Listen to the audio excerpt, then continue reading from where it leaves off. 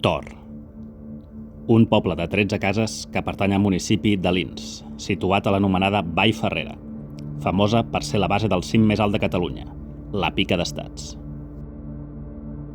Antigament, l'accés a Tor es feia únicament a peu o mula, per un camí estret encara transitable avui en dia. Va ser a partir de l'any 1940 que els propietaris de la muntanya van vendre part dels drets d'explotació de la fusta a l'empresa Maderes Tor S.A., a canvi que els hi fes una pista forestal, un tracte habitual aleshores. Aquest nou accés va ser l'inici dels conflictes per culpa d'alguns propietaris de Tor que van intentar vendre pins comunals a l'esquena dels altres. Aquesta carretera de Tor està actualment asfaltada fins al poble, però després es converteix en una pista forestal mal anomenada per alguns com Pista del Palanca. No és que fos propietat de la família dels Palanca, sinó que passa per alguns terrenys que eren seus. Benvinguts a la segona part del vídeo de Tor.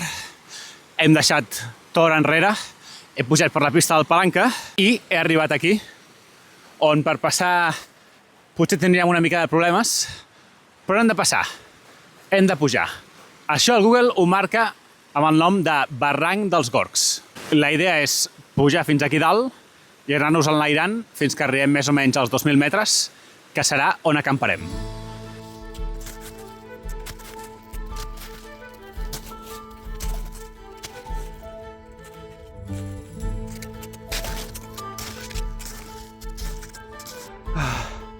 Duríssima la pujada.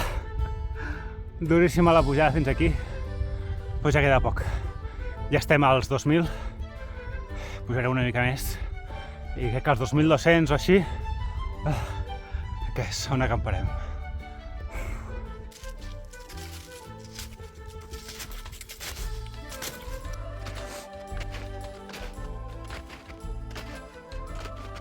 Doncs ja està. Diré que em quedo aquí. Sembla bastant bon lloc. Acamparem aquí. Ja sé el que molts esteu pensant. Enric, com pot ser que acampis aquí si això és una muntanya privada? Muntanya privada, la que tinc aquí penjada. Això és muntanya privada, però estem al Parc Natural de l'Alt Pirineu i les regles del Parc Natural prevalen sobre qualsevol privat que digui qualsevol cosa. De fet, per això es va fer el parc. El parc es va fer perquè qualsevol persona que tingués un terreny aquí no pogués ficar les seves pròpies regles i això fos la llei de la selva. No, aquí el parc natural és de tots i té unes regles estipulades i es pot acampar. O més aviat li'n direm pernoctar. És la terminologia correcta. Acampar volia dir plantar la tenda i estar aquí uns quants dies i pernoctar vol dir només passar-hi la nit. De fet, la normativa exacta, pel paràgraf exacte, diu que hem de plantar la tenda de 8 de la nit a 8 del matí. Suposo que és un aproximat, però bueno, seguirem les regles. Això sí, hi ha dues condicions. Hem d'estar per sobre dels 2.000 metres i hem d'estar a peu. Hem d'estar fent una travessa, una excursió a peu. No podem venir amb moto o amb bicicleta aquí i plantar la tenda, ha de ser a peu.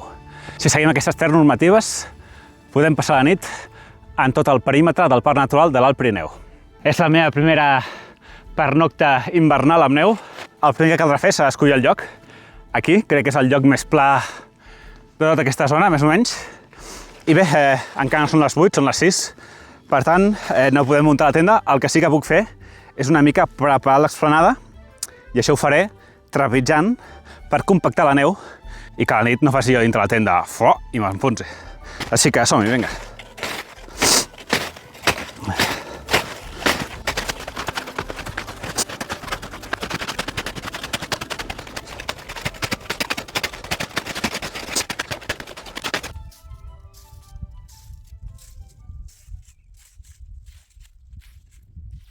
Bastant fred.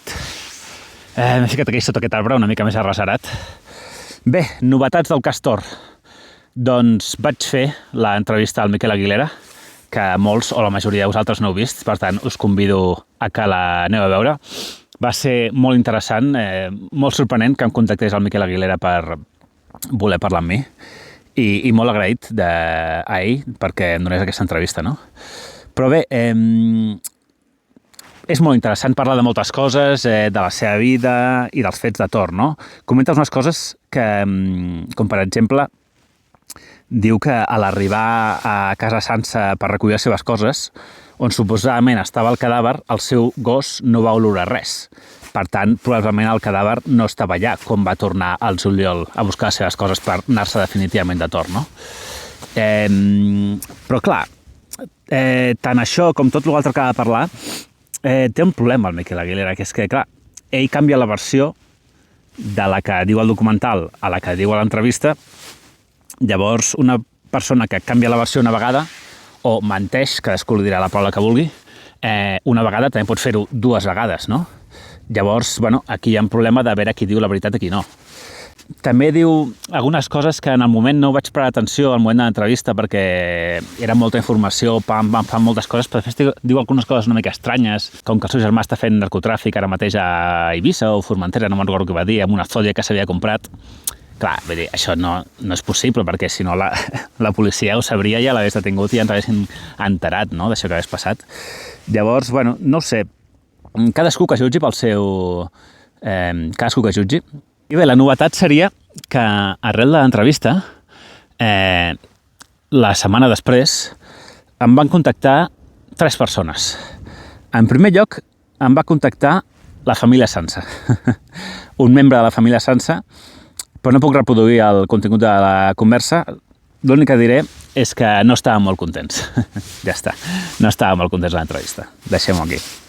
I en segon lloc em van contactar 2 persones més, que eren 2 germans o suposats germans del Miquel Aguilera. Com a mínim, un d'ells a mi em va semblar, una noia, em va semblar que probablement sí que era germana del Miquel Aguilera.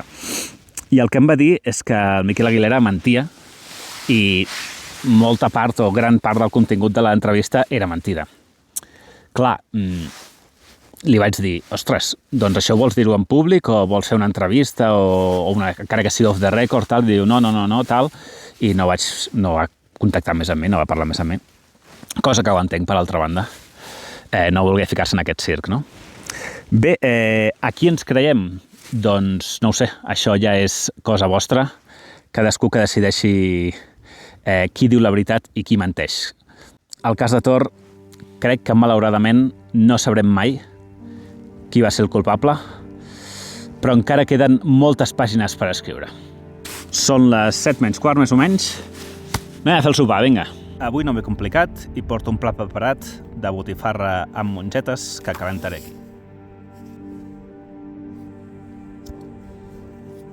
La problemàtica de la muntanya de Tor és que 2 o 3 senyors han intentat per tots els medis de ser els amos de Tor. De la cárcel se sale, pero del cementerio no. Un punyado de dòlars. Jo crec que aquell home se'n pot anar a dormir ben tranquil. L'Ajuntament va contra jo, el Consell Comarcal va contra jo, el jutjat va contra jo. Les meves escritures les vull hasta morir. Yo quiero dimitir de aquí de Cataluña. Quiero dimitir, hombre, porque tendré que hacerlo, de dimitir de aquí de Cataluña, hombre, lo quieren hacer.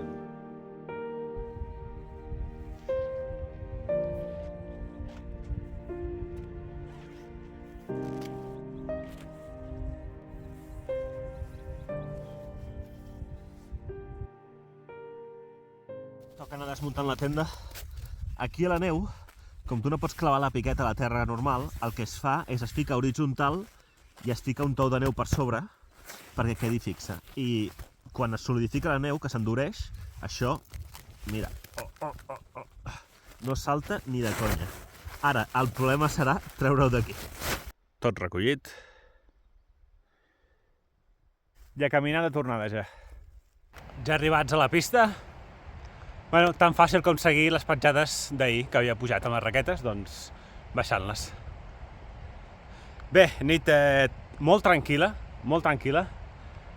Cap soroll, cap animal, res de vent, supertranquil·la, però freda. Freda, a veure, anava ben preparat, però no m'esperava tant de fred, perquè la meteorologia donava uns 3-4 graus i no. Ha baixat a 0 segur, fora de la tenda, i dintre de la tenda pues, una mica més, però... Déu-n'hi-do, Déu-n'hi-do. Al final he passat 11 hores a la tenda o així. Es fan llargues aquestes nits. Vale, vinga, cap al port de Cabús.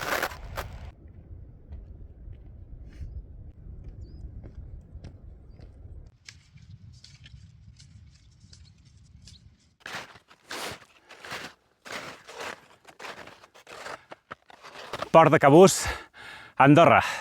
Ara en queden 4 quilòmetres de carretera fins al Coll de la Botella, on agafaré el cotxe fins a casa. I bé, aprofito aquest moment per dir-vos que us subscriviu al meu canal de YouTube, senderisme, aventures, acampades, bolets i en català.